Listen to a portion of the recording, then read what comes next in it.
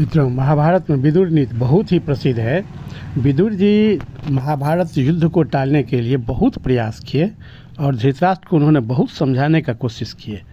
धृतराष्ट्र को नीति, धर्म, अधर्म सारे चीज़ों का उपदेश के माध्यम से उन्होंने बहुत समझाया कि किसी तरह से युद्ध टल जाए।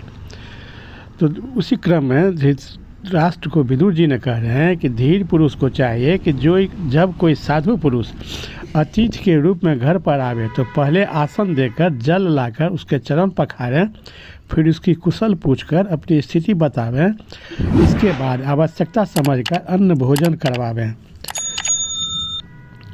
वेद बेता ब्राह्मण जिसके घर दाता के लोभ, भय या कंजूसी के कारण जल, मधुपर्क और गौ को नहीं स्वीकार करता, श्रेष्ठ पुरुषों ने उस गृहस्थ का जीवन व्यर्थ बताया है।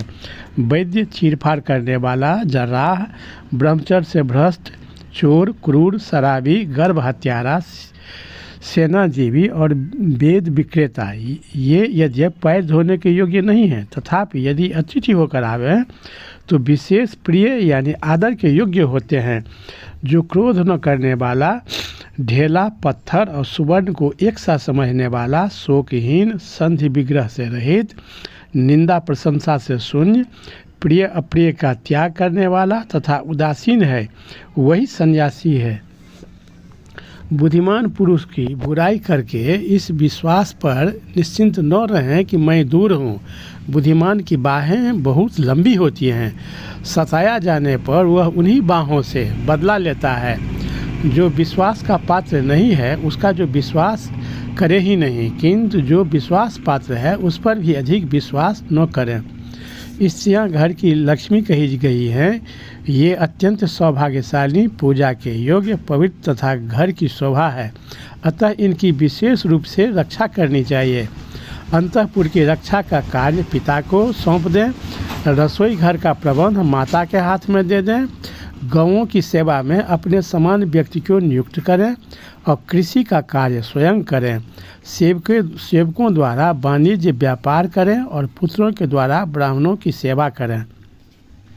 विदुर जी आगे कहते हैं, सेवकों को पर्याप्त धन दें, सब अकेले ही न हड़प लें। ब्राह्मण को ब्राह्मण जानता है, स्त्रियों को उसका पति जानता है, मंत्री को राजा जानता है और राजा को भी राजा ही जानता है। बस में आए हुए बद्धयोग शत्रु को कभी छोड़ना नहीं चाहिए। यद्यपि अपना बल अधिक न हो तो नम्र होकर उसके पास समय बिताना चाहिए और बल होने पर उसे मार ही डालना चाहिए, क्योंकि यदि शत्रु मारा न गया तो उससे शीघ्र ही भय उपस्थित होता है। देवता, ब्राह्मण, राजा, वृद्ध बालक और रोगी पर होने वाले क्रोध को प्रयत्नपूर्वक रोकना चाहिए। निरर्थक कलह करना मूर्खों का काम है। बुद्धिमान को कभी भी अनावश्यक कलह नहीं करना चाहिए। बुद्धि से धन प्राप्त होता है और मूर्खता दरिद्रता का कारण है, ऐसा कोई नियम नहीं है। संसार चक्र के वृत्तांत को केवल विद्वान पुरुष ही जानते हैं, दूसरे लोग नहीं।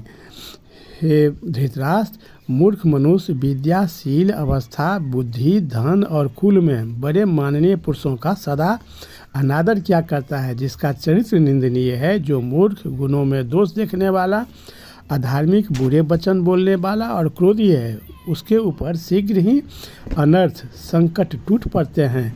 ठगाई न करना, दान देना, बात पर कायम रहना और अच्छी तरह कही हुई हित की बात, ये सब संपूर्ण भूतों को अपना बना लेते हैं।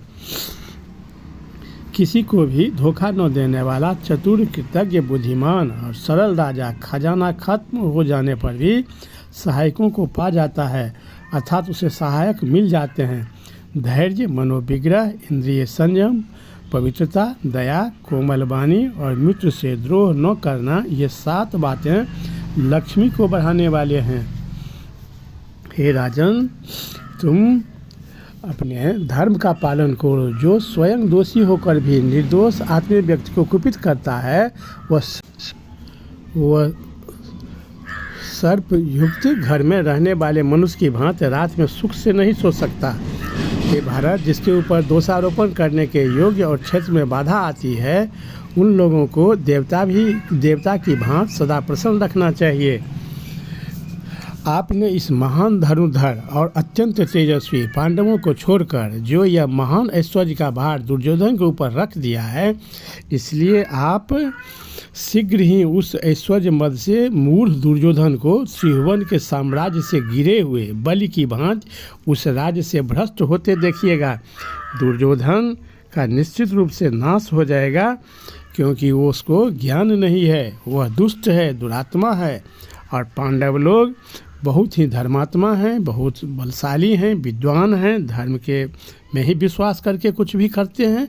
इसलिए हे धृतराष्ट्र, तुम अपने पुत्र मोह से निकलकर युधिष्ठिर का उसका उचित अधिकार दो, नहीं तो दुर्योधन का सर्वनाश हुआ ही समझो। दुर्योधन कभी भी राजा होने लायक है ही नहीं। युधिष्ठिर ही सर्व धर्म के ज्ञाता हैं और वही दरअसल में हस्तिनापुर के उत्तराधिकारी होने योग्य हैं। इसलिए तुम युधिष्ठिर के पक्ष में निर्णय लो, नहीं तो सर्वनाश निश्चित है। तो बहुत बहुत धन्यवाद आगे कहानी सुनने के लिए। अगली कड़ी